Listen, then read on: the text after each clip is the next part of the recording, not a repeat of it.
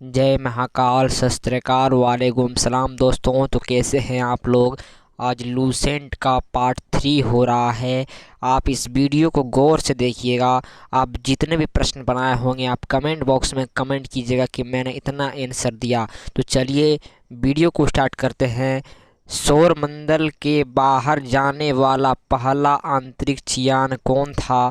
फिर से समझिएगा, सौरमंडल के बाहर जाने वाला पहला अंतरिक्ष यान कौन था। चंद्रयान था, या मंगलयान था, या पायनोनियर था, या पायनोनियर 10 था। तो आपका ऑप्शन हो जाएगा डी में पायोनियर 10। ठीक है, तो चलिए आपको बता देना होगा कि कितना आप आंसर दिए। चलिए दूसरा क्वेश्चंस में देखते हैं। दूसरा क्वेश्चंस कह रहा है दोस्तों, तो दूसरा क्वेश्चंस कह रहा है भारतीय अंतरिक्ष कार्यक्रम का फादर किसे कहता है।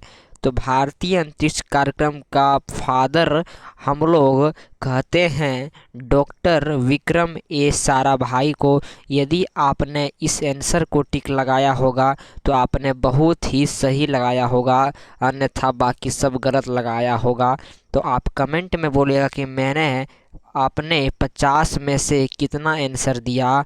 आपको बताना है कि मैंने 50 में से 20 दिया, या 30 दिया, या 40 दिया।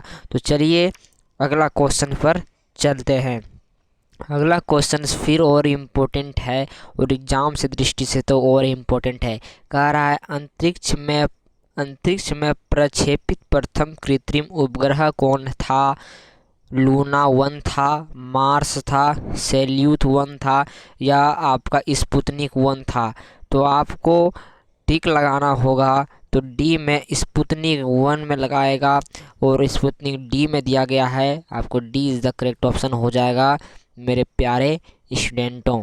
चलिए चौथा नंबर पर चलते हैं। तो चौथा नंबर और भी इम्पोर्टेंट है। कह रहा है भारतीय अंतरिक्ष अनुसंधान संस्थान मतलब ISRO इसरो का मुख्यालय कहाँ स्थित है।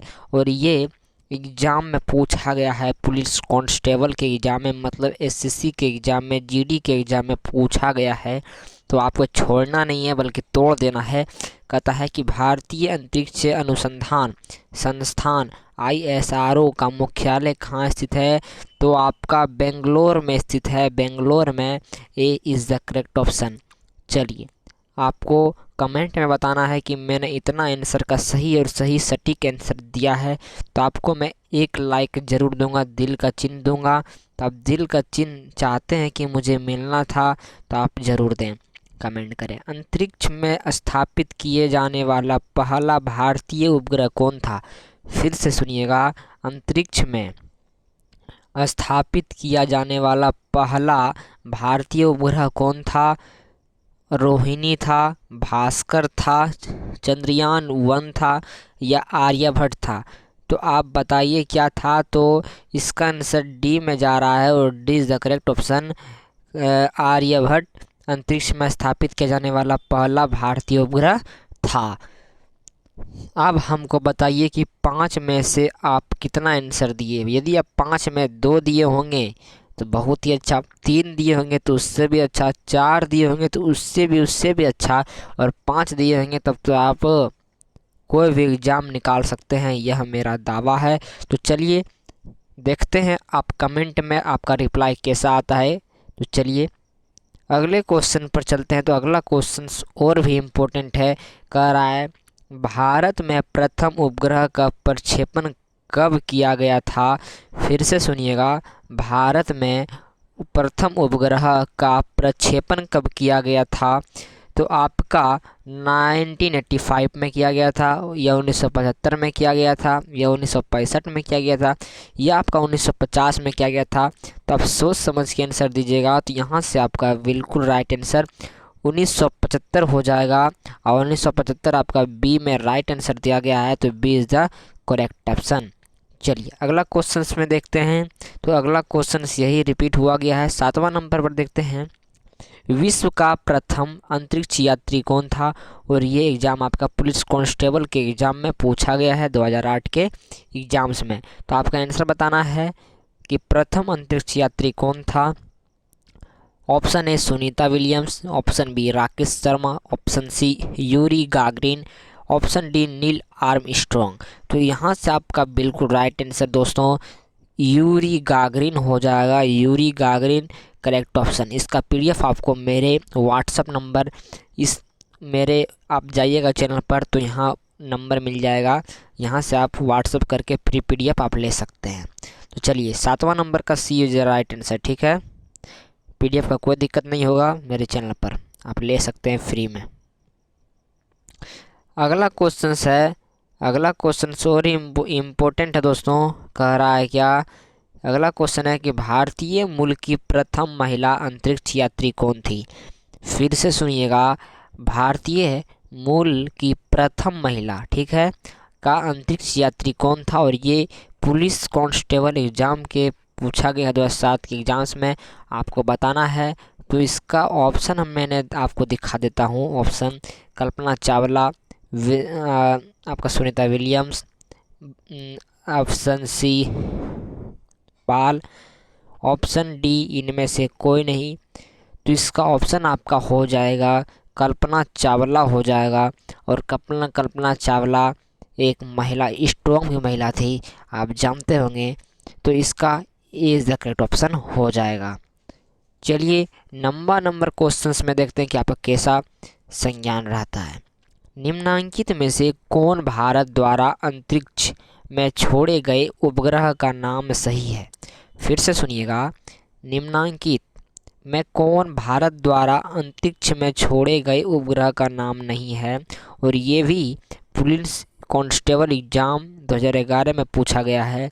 तो इसका आंसर बताना है आपको। Option A Aryabhata, option B Bhaskar, option C Dhanvantari, option D Rohini. तो यहाँ से आपका ऑप्शन सी में जा रहा है और ऑप्शन सी में नाम लिखा है धन्वंतरिणी। तो यहाँ से आपका 9 का सी इज द करेक्ट ऑप्शन हो जाएगा। 10वां नंबर जाते हैं। तो 10वां नंबर में देखते हैं क्या है दोस्तों। 10वां नंबर का आ रहा है, 10वां नंबर का आ रहा है दोस्तों, देखिएगा 10वां नंबर का आ रहा है। देखिए मेरा चलिएगा 10वां नंबर का आ रहा है दोस्तों कि निम्नलिखित में से कहाँ इसरो केंद्र है। आपको समझना है क्या कर रहा है, निम्नलिखित में से कहाँ इसरो का केंद्र है। आपका ऑप्शन है शिलांग में है, या कोटा में है, या कोहिमा में है, या जैसलमेर में है। तो आपको सोच समझ के आप पढ़े होंगे, तो आप शिलांग में पढ़े होंगे, शिलोंग है, यहीं पर आपका इसरो का केंद्र है। और ये एग्ज़ाम आरपीएससी एग्ज़ाम एलडीसी के एग्ज़ाम में पूछा गया है 2016 के चेट में। चलिए अगला क्वेश्चन आपने फिर से बताता हूँ कि 10 में आप यदि 5 लाए होंगे तो बहुत अच्छा, 6 भी लाए होंगे तो उससे भी अच्छा, 7 लाएंगे तो बहुत गुड, 8 लाएंगे तो आप एग्ज़ाम निकाल लीजिएगा, 9 लाइएगा तो और भी एग्ज़ाम निकाल लीजिएगा। यदि आप 10 में 10 लाते हैं तो आप दुनिया में कोई भी एग्ज़ाम हो आपका नहीं छूटेगा। तो चलिए आपका अगला क्वेश्चंस में चलते हैं। तो अगला क्वेश्चंस और भी इम्पोर्टेंट है। और अगला इम्पोर्टेंट क्वेश्चंस क्या है, अगला इम्पोर्टेंट क्वेश्चन है कि सतीश धवन अंतरिक्ष केंद्र स्थित है। मतलब सतीश धवन अंतरिक्ष केंद्र कौन स्थित है, कहाँ पर है। तो ऑप्शन है श्रीहरिकोटा, अहमदाबाद, हैदराबाद, देहरादून। तो आपका राइट आंसर हो जाएगा श्रीहरिकोटा। सतीश धवन अंतरिक्ष केंद्र कहाँ है, तो श्रीहरिकोटा में है। चलिए अगला क्वेश्चन देखते हैं। तो अगला क्वेश्चन और भी भयानक क्वेश्चन है, बहुत इंपॉर्टेंट है। कह रहा है निम्नलिखित में से नासा के संबंध में कौन सा युग्म सही है। आपको ऑप्शन मैंने दिखा देता हूँ, तभी आप और अच्छे से समझ पाइएगा। ऑप्शन में छोटा कर देता हूँ। और चलिए पहला ऑप्शन है National American Space Association New York, National Aeronautics and Space Administration, North American Space Agency Frederick, और ऑप्शन डी में है नॉर्थ अमेरिकन स्पेस एसोसिएशन। तो आपका राइट आंसर हो जाएगा दोस्तों यहाँ से बी नंबर। और बी में आपका दिया गया है कि national Aeronautics and Space administration Washington. ठीक है, तो बी ऑप्शन राइट आंसर हो जाएगा। इसको दिमाग में छाप लीजिएगा, बहुत ही इम्पोर्टेंट है।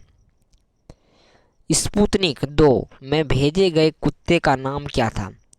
तो स्पुतनिक 2 में भेजे गए कुत्ते का नाम था डोली था, या लूसी था, या लाइगर था, या लाइका था। तो डी में आपका बिल्कुल राइट ऑप्शन जा रहा है, और डी में आपका लाइका हो जाएगा correct answer. Laika is the right answer हो जाएगा। चलिए, आपका 13 नंबर पर नंबर कट चुका है। 15वां नंबर देखिएगा। किस अंतरिक्ष यान में कल्पना चावला का मृत्यु हो गई थी? तो किस अंतरिक्ष में यान में कल्पना चावला की मौत हो गई थी? ऑप्शन ए आर्यभट्ट के, सैल्यूट 7 के, या आपका या कोलंबिया के, या इनसेट 2 के। तो आप आंसर जानते होंगे, तो आपका राइट आंसर हो जाएगा कोलंबिया हो जाएगा। कोलंबिया में ही अंतरिक्ष यात्री कल्पना चावला का मृत्यु हो गया था। चलिए, अगला क्वेश्चन में जाते हैं। तो अगला क्वेश्चन और भी घातक और बहुत ही इम्पोर्टेंट है। कह रहा है आदित्य L1 है। ऑप्शन है इसरो भारतीय अंतरिक्ष अनुसंधान इसरो का मिशन, इसरो का मंगल मिशन, इसरो का चंद्रमा मिशन, रक्षा अनुसंधान एवं विकास संगठन द्वारा। तो आपको बताना है, तो इसका आंसर राइट हो जाएगा आपका, इसका ऑप्शन हो जाएगा इसरो का मंगल मिशन। ठीक है, B is the correct option हो जाएगा, इसरो का मंगल मिशन। ठीक है, चलिए अगला क्वेश्चन है 17वां नंबर क्वेश्चन। वर्ष 2018 में अंतरिक्ष स्पेस मिशन पर जाने वाली तीसरी भारतवंशी महिला कौन सी है? वर्ष 2018 में अंतरिक्ष स्पेस मिशन पर जाने वाली तीसरी भारतवंशी आपका सावना पंड्या है। सावना पंड्या वर्ष 2018 में अंतरिक्ष स्पेस जाने वाले पहला भारतवंशी महिला थी। तो चलिए, 17 नंबर यहाँ से पार हो चुका है। और अगला क्वेश्चन 21वां नंबर का है। कह रहा है डैश उपग्रह फोन वह कम गति संचार के लिए पृथ्वी की निचली कक्षा उपग्रह नक्षत्र है। इसका मतलब आपको ऑप्शन में दिया गया है ग्लोबल स्टार ए, लियोसेट, ऑप्शन सी ब्रिजवेवे, ऑप्शन डी मेरिडियन। तो यहाँ से आपका राइट आंसर हो जाएगा ग्लोब्लास्टर। ग्लोबल या ग्लोबल स्टार आपका उपग्रह व कम गति का नक्षत्र है। ठीक है, चलिए 22वां नंबर पर देखते हैं। तो 22वां नंबर और भी इम्पोर्टेंट है। कह रहा है IRS श्रृंखला उपग्रह डैश के लिए उपयोग किया जाता है। और ये क्वेश्चन LDC के एग्जाम में पूछा गया है, इसको छोड़ना नहीं है। तो इसका राइट आंसर वानिकी है, या आप खगोल है, या सुदूर संवेदन, या शिक्षा है। तो यहाँ से आपका ए में बिल्कुल राइट आंसर है, वानिकी इज़ द राइट आंसर। ठीक है, चलिए कितना मिनट का वीडियो हुआ? 13 मिनट का वीडियो हो चुका है। अगला क्वेश्चन देखते हैं। भारत का एंटी टैंक मिसाइल कौन है? आकाश है, अग्नि है, पृथ्वी है, नाग है। तो आप ये एग्ज़ाम आपका PSI एग्ज़ाम 2002 के एग्ज़ाम में पूछा गया है। तो आकाश होगा नहीं, अग्नि तो होगा नहीं, पृथ्वी तो होगा नहीं, तो होगा क्या सर? तो नाग हो जाएगा। D is the option right हो जाएगा। और जितने मैंने क्वेश्चन बताए ये सभी एग्जाम में पूछे जाने वाला प्रश्न है, और पूछे गया भी है। निम्नलिखित में से कौन मिसाइल का नाम नहीं है? मतलब कि कौन ऐसा मिसाइल जो मिसाइल का नाम है ही नहीं? पृथ्वी, नाग, आपका त्रिशूल, या आर्यभट्ट। तो आर्यभट्ट नहीं है, आर्यभट्ट नहीं है। पृथ्वी भी एक मिसाइल का नाम है, नाग भी मिसाइल का नाम है, त्रिशूल भी है, लेकिन आर्यभट्ट नहीं है। तो यहाँ डी नंबर राइट आंसर हो जाएगा। चलिए 25वां नंबर क्वेश्चन क्या कह रहा है दोस्तों, कि भाभा परमाणु अनुसंधान केंद्र कहाँ स्थित है? तो भाभा परमाणु अनुसंधान केंद्र ऑप्शन है ट्राम्बे, या मुंबई में, या बी थुम्बा में, या श्रीहरिकोटा में, या आपके हैदराबाद में। तो आपको समझना है। तो भाभा परमाणु अनुसंधान केंद्र आपके ट्राम्बे में है, यानी मुंबई में है। तो ए राइट आंसर हो जाएगा, 25 का ए हो जाएगा। मैंने आप बताइए कि आप इतना 25 में यदि लाए हैं, आप 15 लाए हैं तो बहुत अच्छा, 16 लाए हैं तो बहुत अच्छा, यदि आप 20 लाए हैं और अच्छा, यदि आप फूल में फूल ना है 25 में 25, तो आप सभी एग्जाम निकालने के लिए और भी घातक है। चलिए अगला क्वेश्चन है कि नैनो टेक्नोलॉजी के किस विमा, ध्यान से सुनिएगा, नैनो टेक्नोलॉजी में किस विमा आयाम के पदार्थ का प्रयोग किए जाते हैं? तो आपका राइट आंसर हो जाएगा 10⁻⁹ किलोग्राम हो जाएगा। चलिए अगला क्वेश्चन है कि दोस्तों नैनो प्रौद्योगिकी में किस आकार की संरचनाओं का अध्ययन किया जाता है? तो आपका राइट आंसर हो जाएगा 100 नैनोमीटर से छोटी। 27 का ए बिल्कुल राइट आंसर हो जाएगा, और ये सभी एग्जाम में पूछे चल गया है और पूछने जाने वाला आ सकता है। 28वां नंबर क्वेश्चन कर रहा है कि कौन सा ऊर्जा का नवीकरणीय स्रोत है, और ये महिला पर्यवेक्षक परीक्षा में पूछा गया है। तो ऑप्शन ए जल विद्युत ऊर्जा, ऑप्शन बी कोयला, ऑप्शन सी पेट्रोलियम उत्पाद, ऑप्शन डी नाभिकीय ऊर्जा। तो आपका ऑप्शन ए जल विद्युत ऊर्जा, ये नाभिकीय मतलब नवीकरणीय स्रोत है, ये सब कभी भी समाप्त नहीं होगा और या हो भी सकता है। ठीक है दोस्तों। चलिए 29वां नंबर क्वेश्चन है, और ये फिर यही इस तरह पूछा है कि कौन सा नवीकरणीय स्रोत नहीं है? सौर ऊर्जा, नाभिकीय ऊर्जा, ताप नाभिकीय ऊर्जा, उपयोग डी। तो उपयोग डी सभी नाभिकीय मतलब अनवीकरणीय ऊर्जा है। ठीक है। चलिए 30वां नंबर क्वेश्चन है, और तीसरा नंबर क्वेश्चन और भी इम्पोर्टेंट है, इसको छोटा करके बताते हैं। जल में क्षार के विलय की प्रक्रिया इलेक्ट्रिक आयरन में माइका शीट्स का उपयोग किया जाता है क्योंकि, और ये वीआईपी पुलिस कांस्टेबल की जगह पूछा गया है। तो इसका राइट आंसर हो जाएगा डी, माइका विद्युत का आपका होता है कुचालक होता है, लेकिन उष्मा का अच्छा चालक होता है। तो D is the right option. VIP मतलब वेरी इंपॉर्टेंट क्वेश्चन है बाबू, ही वीवीआई जिसे हम लोग कहते हैं आम भाषा में। चलिए अगला क्वेश्चन है कि सूर्य की सतह का तापमान होता है, तो सूर्य की सतह का तापमान कितना होता है? 5800 सेल्सियस, 1000 सेल्सियस, 2000 सेल्सियस या 4000 सेल्सियस। तो आप पढ़े होंगे, तो 5800 सेल्सियस बिल्कुल राइट आंसर है। तो 33 का ए नंबर बिल्कुल करेक्ट ऑप्शन हो जाएगा। अगला क्वेश्चन है बच्चों की, सौर मंडल का सबसे बड़ा उपग्रह कौन सा है? और ये आपके बिहार पॉलिटेक्निक एग्जाम में पूछा गया कि सौर मंडल का सबसे बड़ा उपग्रह कौन सा है? शनि है या बृहस्पति है या मंगल है या प्लूटो है? तो आप पढ़े होंगे, तो बृहस्पति बहुत अच्छे से जानते होंगे, जिसे हम लोग कहते हैं आम भाषा में गुरुवार भी कहते हैं। चलिए तो यहाँ से आपका 34 का बी राइट आंसर हो जाएगा। चलिए अगला क्वेश्चन फिर एक नंबर से स्टार्ट हुआ है। 50 क्वेश्चन लाए हैं तोड़ तोड़ के, जो अच्छा है क्वेश्चन है, जो इम्पोर्टेंट है, इसी के दृष्टि से लाए हैं। अगला क्वेश्चन है कि लेजर के प्रयोग से की जाने वाली 3D इमेजिंग प्रक्रिया क्या कहलाती है? फिर से सुनिएगा, क्या कह रहा है कि लेजर के प्रयोग में क्या है? लेजर के प्रयोग में की जाने वाली 3D इमेजिंग प्रक्रिया क्या है? तो आपका इसका राइट आंसर होलोग्राफी है। ठीक है, होलोग्राफी करेक्ट ऑप्शन है। चलिए अगला क्वेश्चन है बच्चों दूसरा नंबर क्वेश्चन है कि निम्नलिखित में कौन सा ऊर्जा आपका कन्वर्टर नहीं है? मतलब ये एनटीपीसी मतलब ग्रुप डी के एग्जाम पूछा गया है। सोलर पैनल, स्टीम इंजन, सादा गिलास या बिजली। तो आप पढ़े होंगे, तो कौन सा कन्वर्टर नहीं है? तो सादा गिलास नहीं है, तो सी इज द राइट आंसर हो जाएगा। चलिए अगला क्वेश्चन है, घातक क्वेश्चन है कि भारत के लिए अत्यंत उपयुक्त अपारंपरिक ऊर्जा स्रोत क्या है? और ये आपके आरआरबी बंगलोर एसएम परीक्षा 2004 में पूछा गया है। तो सौर ऊर्जा बिल्कुल राइट आंसर हो जाएगा। ये सब मुंह पर याद होना चाहिए आपको, इसलिए मैंने ऑप्शन नहीं बताया। चलिए खाद्य ऊर्जा को हम किस इकाई में माप सकते हैं? तो खाद्य ऊर्जा को हम लोग आपको इसमें माप सकते हैं, कैलोरी में माप सकते हैं। ये सब पूछने का नहीं, ये सब सीधा आंसर लगाने का ये सब है क्वेश्चंस जो रहता है। इसे ऑप्शन बोल देता हूँ। डैश हवा में नमी के अवशोषण की प्रक्रिया, इसको ऑप्शन देना पड़ेगा।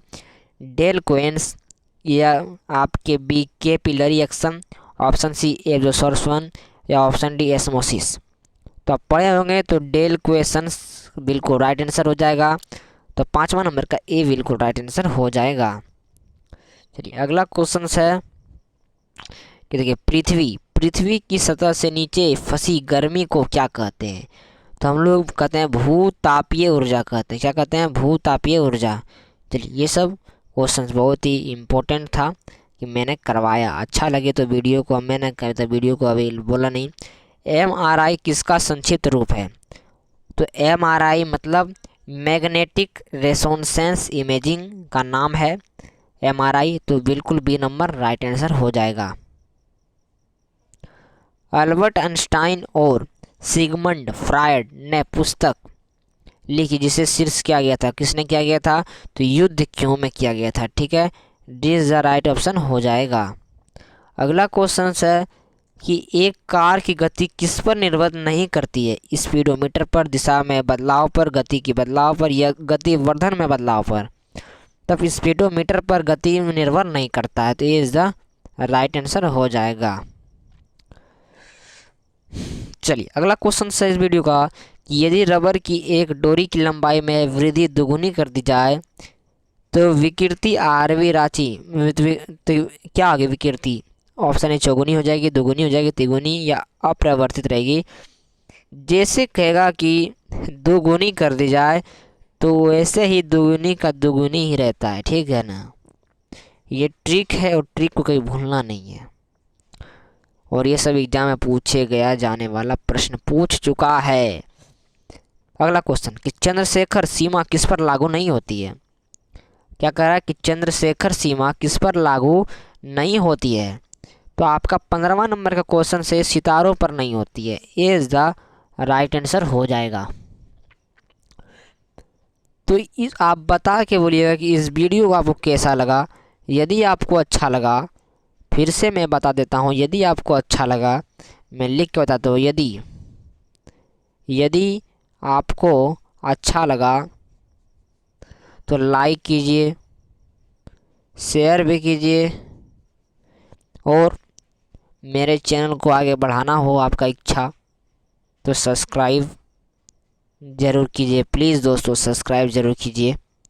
1000 इसको पुराना है, 1000 आप लोग पुरा दीजिए, मैं कुछ नहीं कहूँगा। 1000 पुराने के बाद आप जो कर सकते हैं, जो आप बोल सकते हैं उसका उस पढ़ाएंगे आप लोग को, लेकिन 1000 सब्सक्राइब आप पुरा दीजिए। ठीक है, और अभी मेरा चैनल मोनेटाइज नहीं हुआ है, जिसमें कि 4000 वॉच टाइम की ज़रूरत है, और मेरा अभी कुछ नहीं हुआ है, 700 या 800 के बराबर हुआ है। तो आप इस वीडियो को फुल देखने के लिए मैं गुजारिश करता हूं, और बहुत अच्छा किए जो मेरे वीडियो को देखें। लास्ट में यही बोलेंगे कि हम लोग भारतीय हैं, तो लिख के बोलना है, और हाथ आप लोग बोलो भारत माता की जय। और एक बात कि हम बिहारी हैं तो जय बिहारी बोलेंगे। यदि आपको दूसरे राज्य से हैं तो अपने नाम का राज्य लेके जय लगा देना है, तो हम जय बिहारी। और लास्ट में एक ही शब्द कि भारत माता की जय।